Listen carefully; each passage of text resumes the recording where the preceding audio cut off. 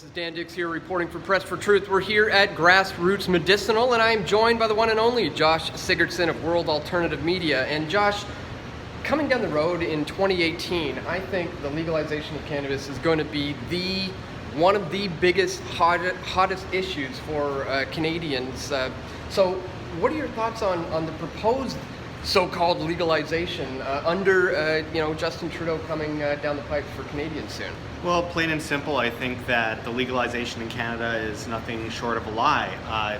Just look at the word legalization. It's basically the government took a right away from you and they're giving it back at a price, and that price is taxation, regulation, government monopolization, and there's no end to prohibition here. What needs to end is the prohibition, but what we have here is incredible. We have, for example, the distribution of budding flowers, cannabis plants. You can end up in prison for up to 14 years. Mm-hmm. That isn't an end to prohibition. That isn't true legalization. What we're seeing today is just Trudeau trying to get future voters, because he promised us time and time again, we're going to legalize it on this date, this date, this date, and now it's coming up right before the election in 2018. Well, what can you say as to the importance then to free market cannabis distribution as opposed to this, I guess you could call it crony legalization?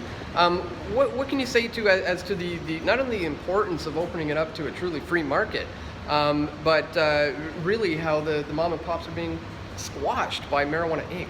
Well, first of all, looking at the black market, for many years, the one bad thing about the black market was that it was black, that people weren't legally able to do these things, and they still won't be after legalization. But the whole idea was that over the years, the inflation on the price of cannabis didn't actually go up that much since the 1980s anyway, and that's a good testament to free markets and people, actually selling things for a rather decent price because they have to compete with each other.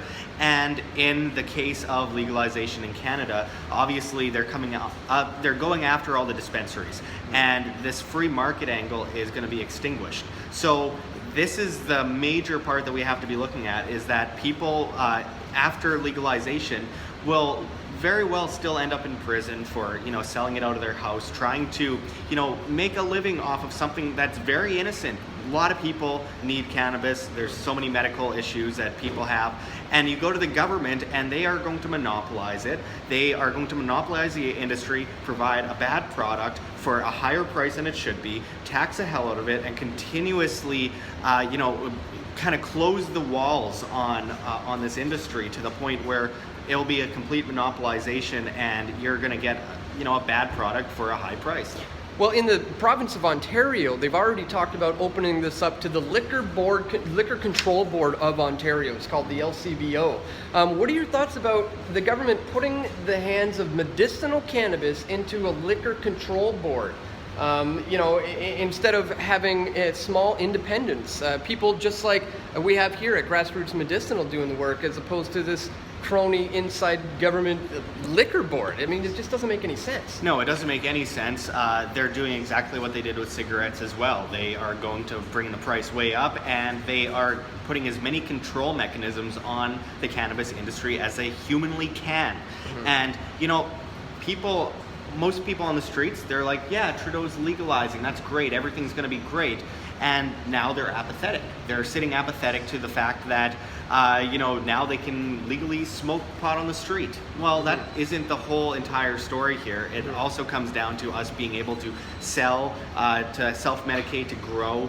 And just since Trudeau has become Prime Minister, we've seen, as of April this year, so it's going to be a lot more, over 60,000 cannabis arrests, more than 15,000 charges laid. And that is unacceptable, and people being apathetic to this because of this, buzzword legalization is just exactly where they want people. They want people laying apathetic as they continue to throw people in prison for a victimless crime. Yeah, and that is the point that's important to reiterate here, that no harm, no foul, nobody has ever been harmed from the cannabis plant. It's a victimless crime, exactly. And as Mark Emery said in our documentary film, The Trudeau Deception, he says, your concerns are not my concerns. I'm not concerned about his foreign policy, about his views on economic, monetary reform, about any of these things. He was single-minded in the cannabis issue. Absolutely, even Bill C-51. We both actually interviewed Mark Emery before the election, and he told us both the exact same thing. Your issues or your concerns are not my concerns.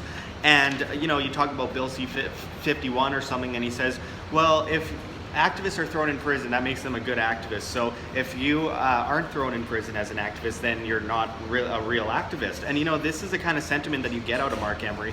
I warned him, you warned him, and now he's out in the media whining as if he knew all along. But you know, it's nonsense. He knew what was happening. He was just trying to get a position of power, in my personal opinion. Mm-hmm. Well, the key here moving forward is that we don't fall into that trap again and try to vote in someone else now to get rid of the big bad Trudeau, just like they did with big bad Stephen Harper. It's an endless cycle, and until people realize that, we're just going to continue down that road to tyranny. So Josh, why don't you give people the links to your channel? I'm sure most people here at PFD are already well aware of who you are, but just in case they aren't, where can they find you? You can find me at World Alternative Media on YouTube, at Josh Sigurdson at steemit.com, and of course on Facebook at World Alternative Media. And just closing it off, Dan, I wanted to quickly mention in the future we have Jagmeet Singh, who's running for the NDP, who just recently said he wants to decriminalize all drugs.